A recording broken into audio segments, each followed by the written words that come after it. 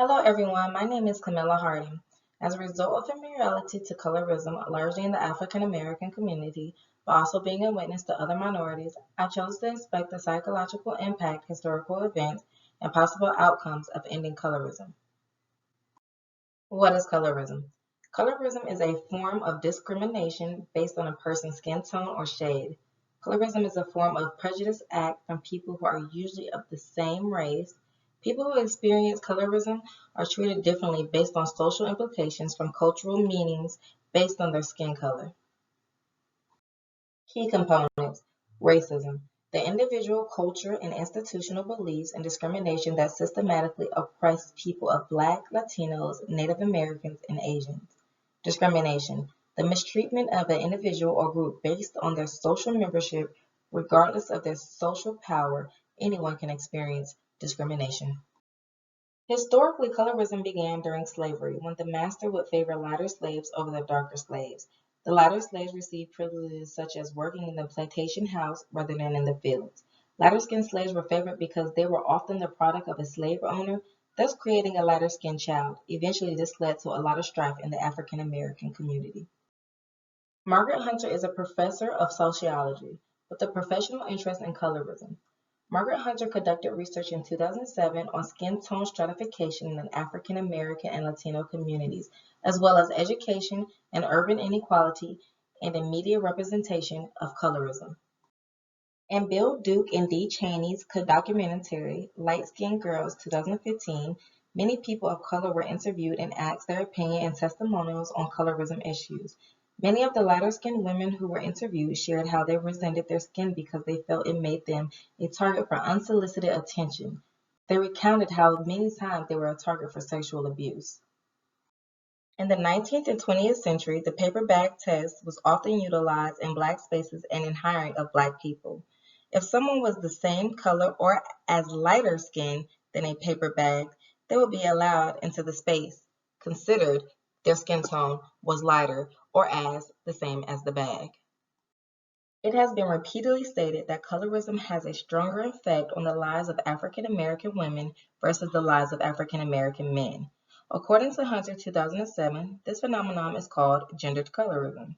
Keith stated in 2010 that issues of racial identity, skin color, and attractiveness are central concerns for women. Many African Americans have grown up hearing colloquial phrases like, if you're right, you're right, if you're yellow, you're mellow, if you're brown, stick around, and if you're Black, get back. This form of psychological abuse continues to perpetuate internalized racism and has affected the psychosocial, educational, and emotional outcomes of African Americans. The issue of light supremacists affects darker skinned individuals in five key areas: the job force, their self perception, marriage, society's perception of them, and a level of wealth. Many studies of colorism have conducted to the fact that in these key areas, people of darker skin complexion do not have as many opportunities for success. Oprah Winfrey was intrigued by the notion of light supremacists and made a documentary on this issue. Many anonymous interviewees stated that they preferred to marry women with a lighter complexion because dark women always have an attitude, and lighter women are more put together. Not one mention of personality trait, but common assumptions and stereotypes. The African American community is not the only community to experience colorism, but the Latin American and Spanish Caribbean racial classification system is similar to the old racial classification system used by Blacks in the U.S.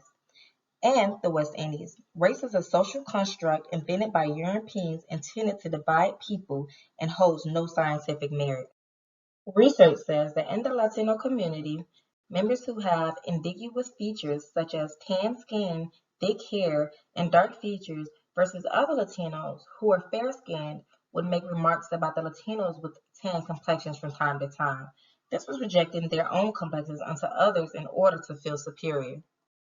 Skin color will continue to serve as the most obvious criterion in determining how a person will be evaluated and judged. In this country, because of deeply entrenched racism, knowing dark skin is demonized and light skin wins the prize, that occurs precisely because the country was built on principles of racism. It is not likely for issues such as colorism to disappear overnight, Though there has been great development within the past years, there seems to be a division among unity motivated by colorism. This strong-minded demographic cohort has spread their opinions like trends, which has shaped the society to what it is now. Internalized oppression occurs when one group receives an inequality of value relative to another group with desires to be like the more valued group. As technology and media becomes more present in America's daily living experiences, positive exposure is essential to healthy improvement for the youth to be able to see equality among the skin tones. If someone has a negative image of themselves because of their skin color, acceptance and appreciation would be a start to a positive change. One should spend their energy focusing on their qualities that can make a difference within themselves. Although this may not change overnight or change other perception, this will be a wonderful start. Research states that the biases usually stem from ignorance, so by getting to know one another with a particular skin color can better help to ease some of the negative image others see. Some people have stated that there needs to be a renewal of mind in our society so that people of all shades, races, and ethnicity can be free.